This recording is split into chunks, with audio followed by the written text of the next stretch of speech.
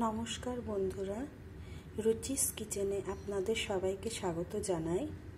আজকে আমি বানাতে চলেছি আলুর পকোড়া। তো দেখতেই পাচ্ছেন আলুটাকে আমি সুন্দরভাবে গ্রেট করে নিয়েছি। আপনারা এইভাবে গ্রেট করে নেবেন।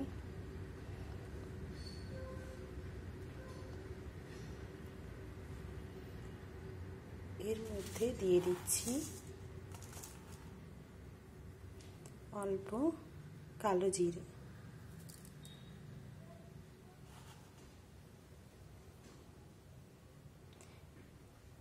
তারপর দিচ্ছি আদা কুচনো,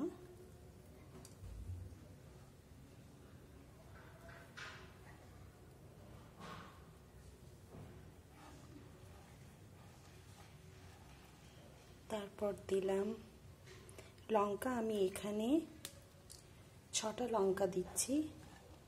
আপনারা আপনাদের মতন লঙ্কাটা দিয়ে দেবেন। কেউ ঝাল খেতে বেশি পছন্দ করেন, কেউ কম ঝাল খেতে পছন্দ করেন, সে অনুযায়ী আপনারা লঙ্কাটা দেবেন।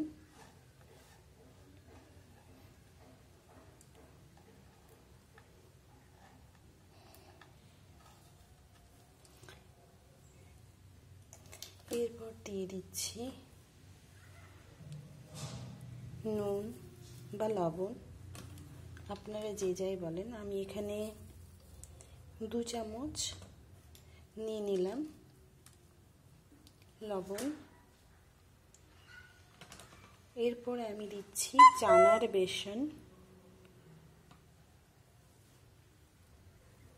চানার বেসনটা আমি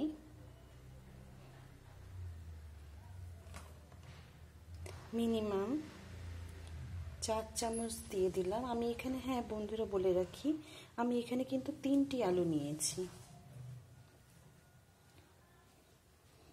4 চামচ নিয়ে নিলাম। এরপরে নিয়ে নিচ্ছি 1 চামচের মতন চালের গুঁড়ি।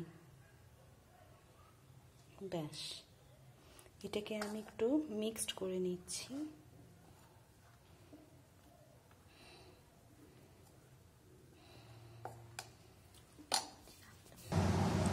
দেখতে পাচ্ছেন বন্ধুরা, আমি জিনিসটাকে ম্যারিনেট করে নিয়েছি। এবারে আমি ভেজে নেব।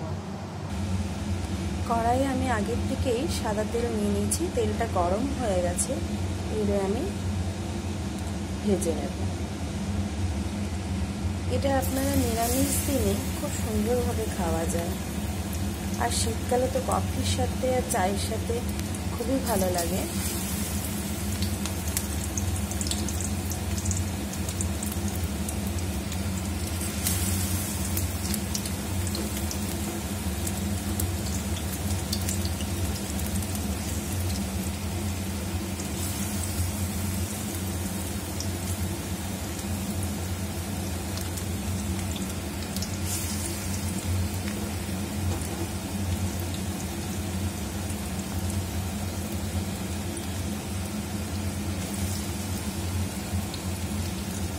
আমি এটা রিফাইন তেলেই ভেজে নিচ্ছি।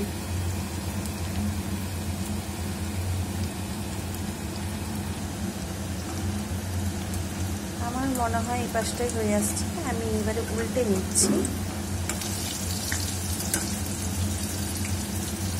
এটা বেশিক্ষণ করতে সময় লাগবে না, জাস্ট হাতে 15 থেকে 20 মিনিট থাকলেই আপনার রেডি হয়ে যাবে পাকোড়াগুলো।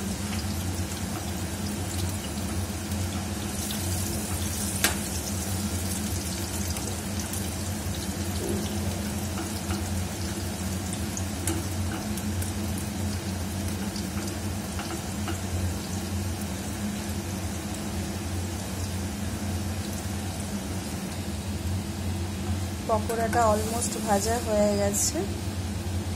এবারে আমি একে একে তুলে নিচ্ছি।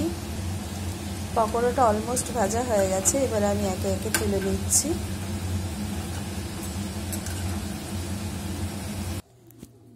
পকোড়াগুলো আমার অলমোস্ট রেডি হয়ে গেছে। এই দেখুন কত ক্রাঞ্চি হয়েছে। এইভাবে আপনারাও বাড়িতে করে বানিয়ে খেতে পারেন। টাটা বন্ধুরা, বাই।